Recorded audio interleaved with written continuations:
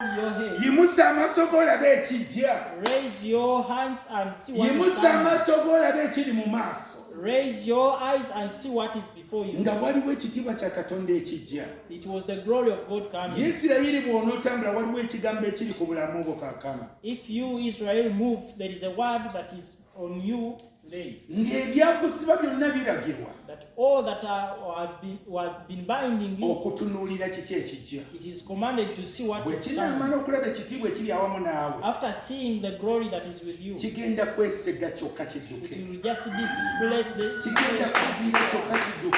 it will just dismantle itself. Kubanga bulijjo kibadde kimanyi kyamala teri akigambako we kiri. Because for it was knowing that it is all Naye completed. waliwo eddoboozi erigamba nti gwe misambwa kaakano laba. But there is a voice that says that you go, behold, Bwe enzigi ezaggalwa kaakano laba. you the closed gates, see. Kubanga Katonda agenda kuggulirawo abaana be. Because God is going to open for his children. Katonda agenda kweraga eri abaana be. God is going to exalt. Katonda agenda kuyingira gye tuli.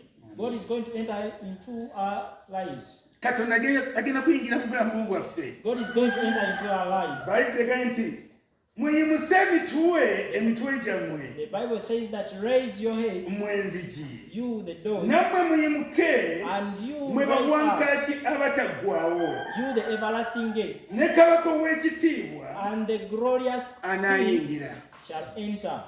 Wulira, oluvannyuma lw'okuggulwawo After the opening, n'enzigi nga and zigguddwawo, after the doors are opened, ezibaddewo emirembe n'emirembe, those that had existed for quite ezibaddewo generations, emirembe n'emirembe. those that had existed for Kubanga Bayibuli generations, egamba nti mmwe enzigi ezitaggwaawo. because the Bible says that you the gates that are able, Kaakano laba, now see, waliwo ekijja, something is coming, waliwo ekituuka. there is something arriving. Labayo kaakano mu enzigi ezibadde tezivaawo. Watch now, you the doors that are existing. Ensozi nga zaasimbibwawo emirembe n'emirembe. When the mountains had been established, Buli azituukako y'akomaawo n'adda emabega. everyone coming just stops there and Nga taalaba gy'ayita. not seeing where to pass. Olunaku olw'oyo Mukama ayogera Today the Lord speaks nti labayo osobole okuvaawo. that behold and leave, Nga Katonda agenda kuyingira gye tuli. and God is going to enter to us. Naffe tugenda kutambula nga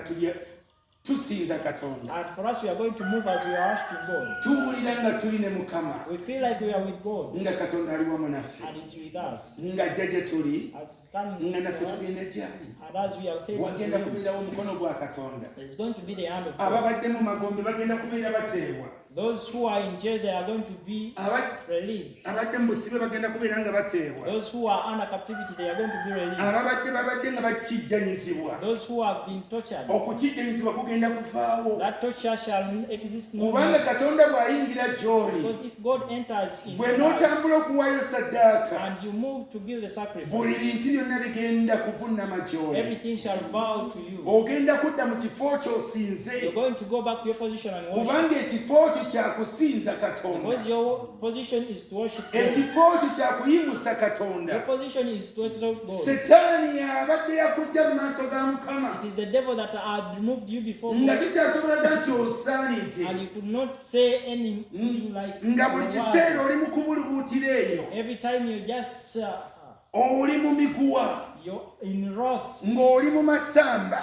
you are in the Ng'enzigi ziggaddwawo. all doors are closed for Nga you. buli lw'olowooza olaba ng'akoma ku kisenge. And whenever you could see, you could just see yourself speaking. Olwaleero ebisenge. But today the walls, Olwaleero ensozi. all the hills and mountains, Olwaleero enzigi zonna all the doors, ziraba ekitiibwa kya they are Katonda. seeing the glory of God. Olwaleero zivaawo. Today they are displacing the Mukama God. bw'ali okukola ebikulu. God is there to do the mighty things. Mukama bw'ali okukola God eby'amaanyi. is there to do the mighty things. Mukama bw'ajja gye tuli. If God comes to us, Atuyingiza mu He bisenge. makes us enter into Gye the tusobola world okusinza. so that we can worship. Teri asobola kusinza. No one can worship Wabula nga waliwo ekikyamusiza omutima gwe. unless something had stimulated his heart. Waliwo ekyo kyawulira nga akyayanidde ebbanga eddene akifunye. If he's feeling that he had yearned for something and he has gotten it now. Wabula ng'akoleddwa ebikulu.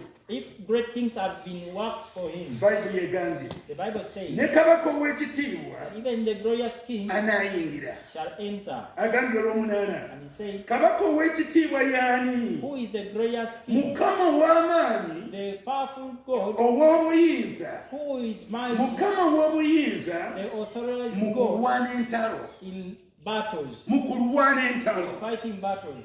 Isirayiri bwe yali mu busibe, When Israel was under captivity, Katonda n'ayimbira gye bali okubanona. and God came to come for them, Katonda yayimbira gye bali, the God that entered ye yali omulwanyi w'entalo. he was the Lord of hosts. Ye yali omuzira mu kununula abaana ba He Isirayiri. was the mighty one in redeeming the children of Kati olwo waliwo ekigambo ekijja eri So Isirayiri. today, a word